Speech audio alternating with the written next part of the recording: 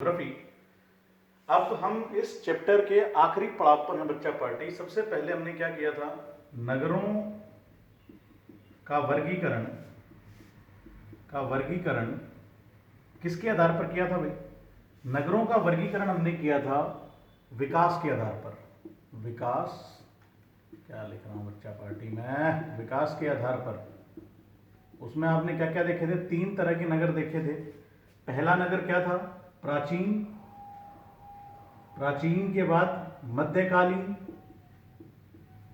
और मध्यकालीन के बाद देखा था आपने आधुनिक। आधुनिक यूरोपियों ने बसाए थे, मध्यकालीन रजवाड़े, और प्राचीन जो हैं वो अपनी संस्कृति के लिए जाने जाते हैं। उसके बाद आपने किया जनसंख्या के आधार पर। ये रिवीजन है जनसंख्या के आधार पर। अगर आप देखोगे तो उसमें आपको क्या था, 1 लाख से अधिक नगर कहलाता है। जनसंख्या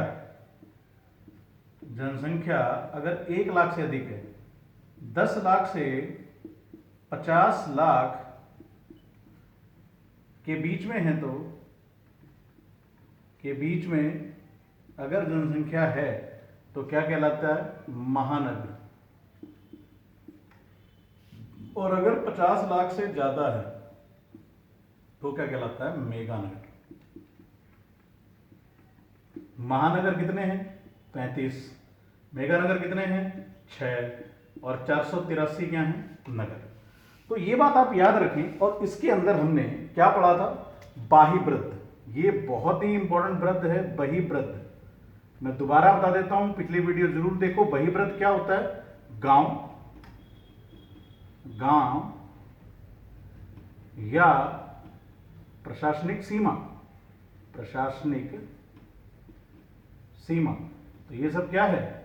बहिर्वृत्त है। मतलब सिंपल सी बात फिर मैं बता देता हूं, अगर एक कोई शहर है तो उसके आसपास के जो गांव हैं वो उसके क्या कहलाएंगे?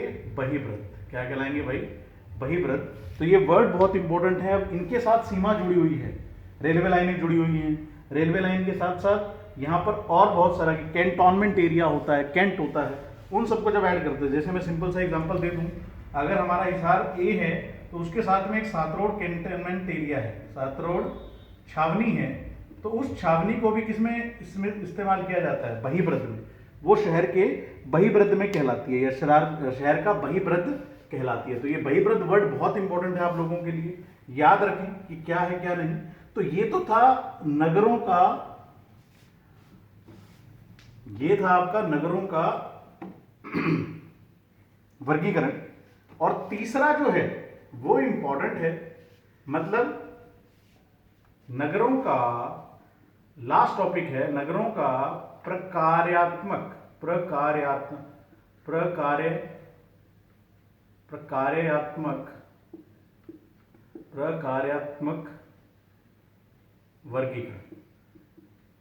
वर्गीकरण। ये बहुत इंपॉर्टेंट है बच्चा, स्पेलिंग गलत हो जाएंगी, मैं बार बार कह रहा हूं, बुक देखो। तो सरकार का नगरों का प्रकार्यात्मक वर्गीकरण। अब हमें ये मालूम है, देखो इसमें क्या लिखना है आपने, कि जो नगर होते हैं, कई नगर या बहुत से नगर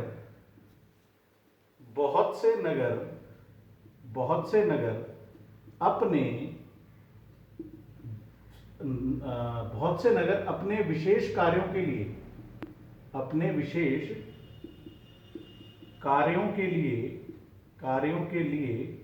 जाने जाते हैं। ये बात पता है आपको? ठीक है, कई जो नगर हैं वो अपने विशेष कार्यों के लिए जाने जाते हैं, और साथ में वो इनसे जुड़ी, साथ में ये नगर अपनी विशेषता से जुड़ी सेवाओं को, अपनी विशेषता से जुड़ी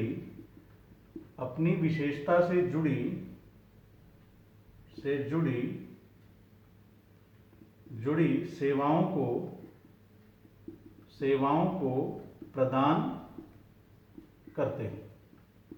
ये बात बहुत इंपॉर्टेंट है। अब कार्यों के हिसाब से प्रकार्यात्मक वर्गीकरण जो है वो क्या है, कि किस तरीके से आप कार्यों के आधार पर वर्गीकरण तो कार्यों के आधार पर। तो ये 2 लाइनें आप लिखते हैं।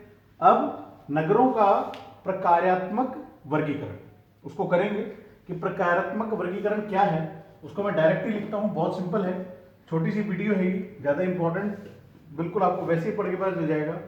अगर मैं प्रकारात्मक वर्गीकरण करूं तो मेरे पास बहुत से राज्य मेरे पास या बहुत से नगर मेरे पास आते हैं। जैसे पहला अगर आप देखोगे तो वो होता है प्रशासनिक नगर, प्रशासनिक नगर, ठीक है। दूसरा अगर आप देखोगे तो औद्योगिक नगर, औद्योगिक नगर,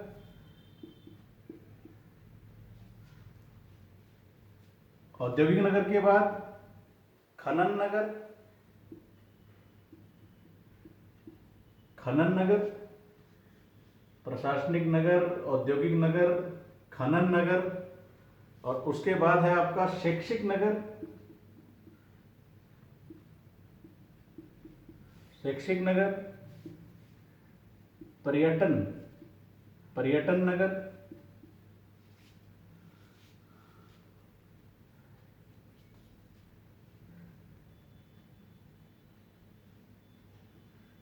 व्यापारिक नगर।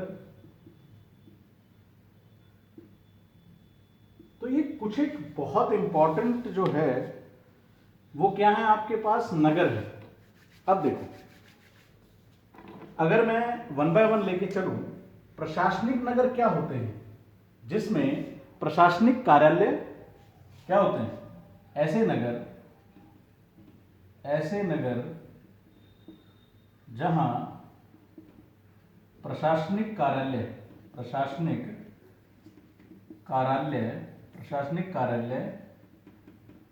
स्थापित होते हैं। अब एग्जाम्पल क्या है आपके सामने, चंडीगढ़।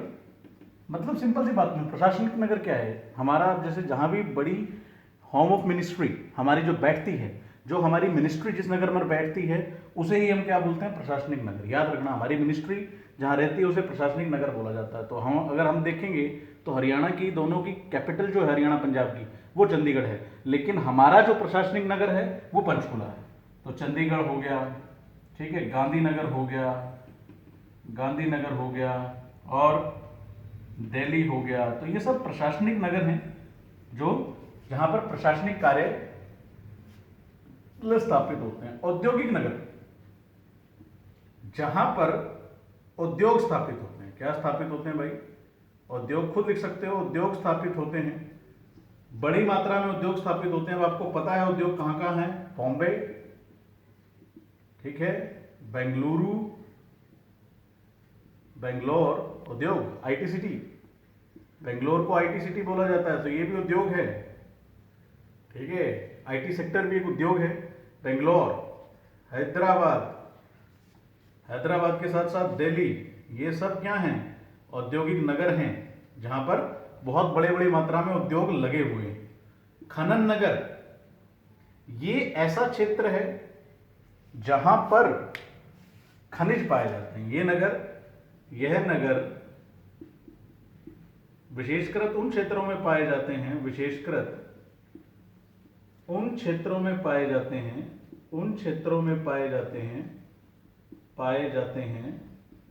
हैं जहां खनिज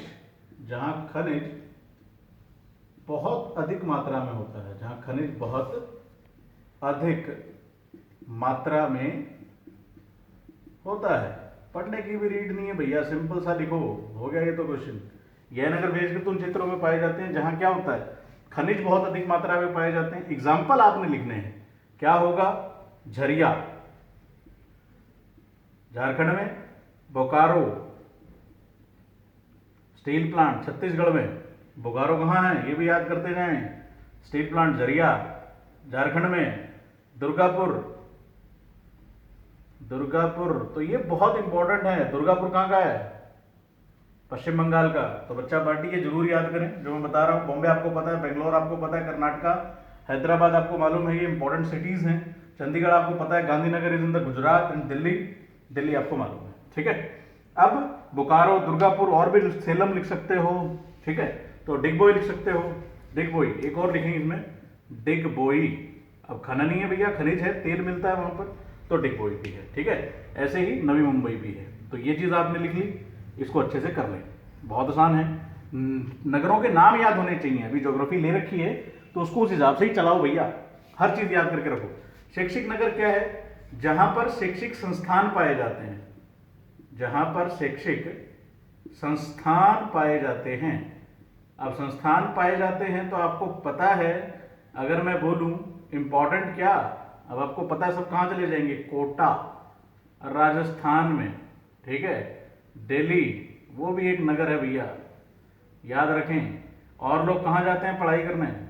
आईटी सिटी, जहां पर रुड़की, ठीक है, रुड़की, बॉम्बे, दिल्ली, बड़ी बड़ी यूनिवर्सिटीज यहां पर हैं। तो ये सब क्या है? रुड़की, आईआईटी रुड़की, लोग पढ़ने जाते हैं माइक्रो इंडस्ट्री के लिए। उत्तराखंड में है रुड़की, कहां पर है? उत्तराखंड में। ये बात याद रखें, रुड़की उत्तराखंड में है, ये पक्का होना चाहिए। बॉम्बे पता है, दिल्ली पता है। पर्यटन नगर बड़ा आसान है, जहां पर लोग घूमने जाते हैं। ये वह नगर हैं जहां पर लोग क्या करते हैं, जहां पर लोग ये नगर वहां पर होते हैं जहां पर लोग क्या करने जाते हैं, घूमने। लोग क्या करने जाते हैं भैया? घूमने जाते हैं। लोग घूमने जाते हैं, लोग घूमने जाते हैं, पता है आपको। हिल स्टेशन, सारे हिल स्टेशन के नाम लिख दो। शिमला, ठीक है, माउंट आबू, जैसलमेर, ठीक है। जैसलमेर के बाद ऊटी, तो ऊटी तमिलनाडु में। ऊटी कहाँ भैया? तमिलनाडु में। जैसलमेर राजस्थान में, माउंट आबू राजस्थान में, शिमला हिमाचल प्रदेश में, ठीक है।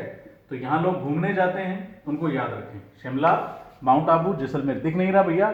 सुन लेना और सुन के लिख लेना, ठीक है, अच्छे से, बिल्कुल बहुत सिंपल चीजें हैं। व्यापारिक नगर, ये नगर विशेषकर चीजों के आदान प्रदान के लिए स्थापित होते हैं। यह पतन नगर कहलाते हैं। व्यापारिक नगर क्या कहलाते हैं? ये पतन नगर कहलाते हैं। और आयात निर्यात में अपनी भूमिका निभाते हैं। आयात निर्यात में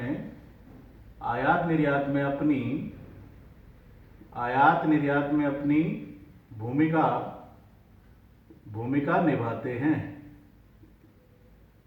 निभाते हैं। तो आयात निर्यात में अपनी भूमिका निभाते हैं। सारे पत्तनों के नाम लिख दो। कांडला गुजरात में है, ठीक है। विशाखापत्तनम, ठीक है। चेन्नई, इनूर, इराविकुलम, तो बहुत से हैं। मुंबई हो गया, मारंगोआ हो गया। तो ये सभी व्यापारिक नगर हैं। अब व्यापारिक नगर के बाद लास्ट नगर जो बचता है वो बचता है धर्म और सांस्कृतिक नगर। क्या बचता है? धर्म और सांस्कृतिक नगर। अगर इन नगरों की बात करें तो ये कौन से हैं भैया? जहां पर पूजा स्थल पाए जाते हैं। ऐसे नगर हैं जहां पर पूजा स्थल पाए जाते हैं, उन्हें क्या बोला जाता है? धर्म और सांस्कृतिक नगर। एग्जाम्पल आपको पता है, वाराणसी के साथ साथ, ठीक है, वाराणसी हो गया, इलाहाबाद हो गया,